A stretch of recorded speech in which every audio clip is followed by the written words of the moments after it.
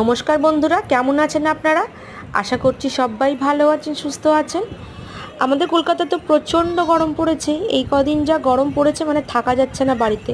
আর সত্যি কথা বলতে বলুন তো, বাড়িতে কি সবসময় এসি চালিয়ে কি থাকা যায়? বিলটাও তো ওঠে, তো সেই জন্যে মানে কি করব, সন্ধ্যাবেলা বাচ্চাগুলো প্রচণ্ড ঘ্যান ঘ্যান করে গরমের চোটে। তা আমাদের বাড়ির পাশেই একটা পার্ক আছে, এখানে আমরা প্রতিদিন আসি, একটু বসি। আর পাশেই দেখুন ঝিল আছে, অন্ধকারে হয়তো আপনারা বুঝতে পারছেন না, ভীষণ বড় একটা ঝিল আছে। ওই ঝিলের হাওয়া তো আর গাছপালা রয়েছে বলে একটু ঠান্ডা, মানে ঠান্ডা বলবো না, মানে বেশ ভালো লাগে। তো এখানে অনেক বাচ্চারা খেলাধুলা করে, আমরা এখানে এসে বসছিলাম। এই যে মিঠি দেখুন, দোলনা তো খুব চড়তে ভালোবাসে। ওকে যদি আপনি এখানে দোলনায় চাপিয়ে দেন, ও 1 ঘন্টা কি 2 ঘন্টা এরকম বসতেই থাকবে, ও না নামবে না কিছু করবে।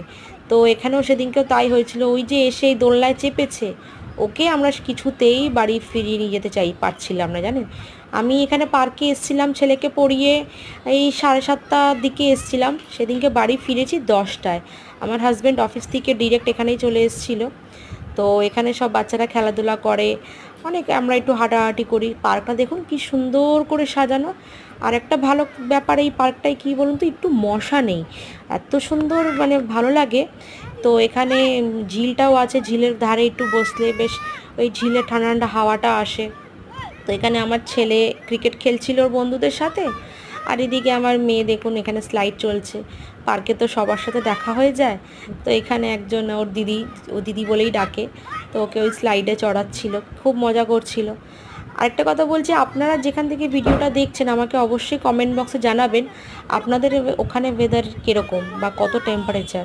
আমাদের কলকাতা তো মিনিমাম এখন 40 ডিগ্রি আপ চলছে, আদেও ঝড় বৃষ্টি হবে কি না জানি না। তো এই যাই হোক, এই গরমে সন্ধেবেলা করে বাড়িতে একদম বসে থাকতে ভালো লাগে না। মানে বা ঘরে বসলেই এমনি গরম লাগছে, এমনি মানে ফ্যানের তলায় বসিয়েই যেন ঘাম হয়। তার থেকে বেশি ভালো লাগে বাবা পার্কে এসে, এখানে সবার সাথে দেখাও হয়ে যায় আর খোলামেলা হাওয়াও লাগে। তো এখানেই এসে বসি। এখান থেকে জানেন তো একটু চটপটি প্লাস ওই ঘটি গরম ফুচকা এগুলো বসে, টুকটাক বিকেলে খাওয়াও হয়ে যায় আর সবার সাথে গল্পগুজব করাও হয়ে যায়।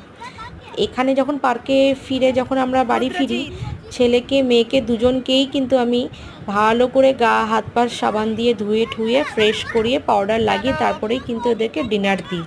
নাহলে পার্কে দেখুন এত বাচ্চাদের সাথে মেশে খেলাধুলা করে যতই হোক, তো একটু হাইজিন মেনটেন করে রাখাটা ভালো। কত রকমের নোংরা ঘাটে, তাই না?